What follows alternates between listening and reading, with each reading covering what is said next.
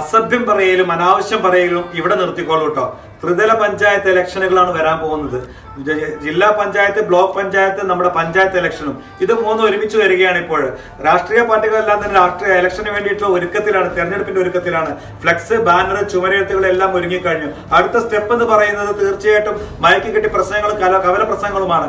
Countering ഉണ്ടാവും, എൻകൗണ്ടറിംഗ് ഉണ്ടാവും. ഇതിലൊക്കെ അനാവശ്യങ്ങൾ പറഞ്ഞുകൊണ്ട് വ്യക്തിപരമായിക്കൊണ്ട് ആരെയും ഉപദ്രവിക്കാത്ത രീതിയിൽ നിങ്ങൾ ഇലക്ഷനെ നേരിടാൻ നിങ്ങൾക്ക് സാധിക്കണം എന്നുള്ളതാണ്. കാരണം ഇലക്ഷന് മത്സരിക്കുന്ന ആരാന്നറിയോ? ഒന്നുകിൽ നമ്മുടെ അയൽവാസി ആയിരിക്കാം, അതുമല്ലെങ്കിൽ നമ്മുടെ കൂടപ്പുറപ്പുകളായിരിക്കാം, അതല്ലെങ്കിൽ നമ്മുടെ കസിൻസ് ആയിരിക്കാം, അതുമല്ലെങ്കിൽ നമ്മളെ ഏറ്റവും ഇഷ്ടപ്പെടുന്ന നമ്മുടെ ചങ്ക് സുഹൃത്തുക്കളായിരിക്കാം. ഇലക്ഷൻ ഇന്നോ നാളെ കഴിഞ്ഞു പോകും. അതുപോലെ തന്നെ പാർലമെന്റ്, അതുപോലെ തന്നെ നിയമസഭ ഇലക്ഷൻ പോലെ തന്നെ അല്ല നമ്മുടെ പഞ്ചായത്ത് ഇലക്ഷൻ എന്ന് പറഞ്ഞാൽ എല്ലാവർക്കും അറിയാം. ഇതൊരു ഓർമ്മപ്പെടുത്തൽ മാത്രമാണ്. ഇലക്ഷൻ കഴിഞ്ഞാൽ നമുക്ക് നേരിട്ട് കാണേണ്ടവരാണ്. അതുകൊണ്ട് ഒരു കാരണവശാലും രാഷ്ട്രീയം പറഞ്ഞുകൊണ്ട് നിങ്ങൾ മാത്രം മുന്നേറുക എന്നുള്ളതാണ്. ഒരു കാരണവശാലും നിങ്ങൾ വ്യക്തിപരമായി ആരെയും ഉപദ്രവിക്കാത്ത രീതിയിൽ നിങ്ങൾക്ക് ഇലക്ഷനിൽ മുന്നേറാൻ സാധിക്കട്ടെ. രാഷ്ട്രീയം പറഞ്ഞുകൊണ്ട് ഇലക്ഷനെ നിങ്ങൾക്ക് നേരിടാൻ സാധിക്കട്ടെ എന്ന് ഞാൻ ആത്മാർത്ഥമായിട്ട് പറയുകയാണ്. എല്ലാ സ്ഥാനാർത്ഥികൾക്കും ഒരുപാട് വിജയാശംസകൾ നേരുകയാണ്. എല്ലാവർക്കും ഒരുപാട് സ്നേഹം കേട്ടോ. എല്ലാവർക്കും എന്റെ അഭിവാദ്യങ്ങൾ. Thank you.